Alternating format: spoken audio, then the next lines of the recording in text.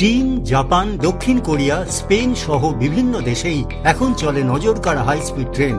ধাপে ধাপে সেই হাই স্পিড বুলেট ট্রেনের দুনিয়াতে ঢুকে পড়তে চায় ভারতও। সেই লক্ষ্যেই দেশের রেল পরিষেবাকে অন্য মাত্রায় পৌঁছে দিতে আরো দ্রুতগতির ট্রেনের পরিকল্পনা নিল ভারতীয় রেল। বর্তমানে দেশের দ্রুততম ট্রেন হল বন্দে ভারত এক্সপ্রেস, যার ডিজাইন স্পিড 180 কিলোমিটার প্রতি ঘন্টা।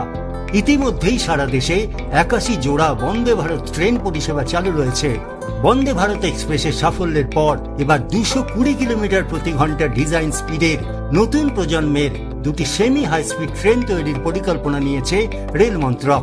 রেল বোর্ড সূত্রের খবর বলে উল্লেখ করে সদ্য তাদের প্রকাশিত এক রিপোর্টে ইন্ডিয়ান এক্সপ্রেস জানিয়েছে 2026 সালের 23 মার্চ চেন্নাইয়ের ইন্টিগ্রাল কোচ ফ্যাক্টরি বা ICF এর জেনারেল ম্যানেজারকে পাঠানো চিঠিতে 2027-28 সালের কোচ প্রোডাকশন প্রোগ্রামের আওতায় 16 কোচের দুটি নতুন ট্রেন সেট তৈরির অনুমোদন দেওয়া হয়েছে।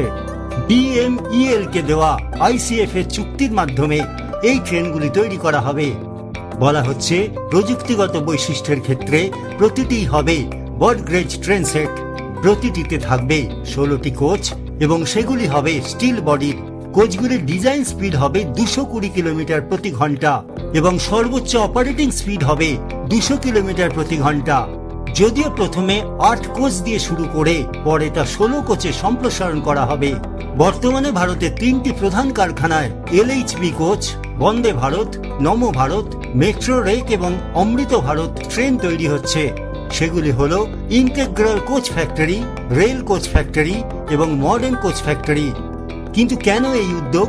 বিশেষজ্ঞদের মতে বুলেট ট্রেন চালুর আগে সেমি হাই স্পিড নেটওয়ার্ক শক্তিশালী করা রেলের কৌশলগত পদক্ষেপ। নতুন 220 কিলোমিটার গতির ট্রেন চালু হলে দেশের বিভিন্ন শহরের মধ্যে যাতায়াত হবে আরো তাড়াতাড়ি ও আরামদায়ক।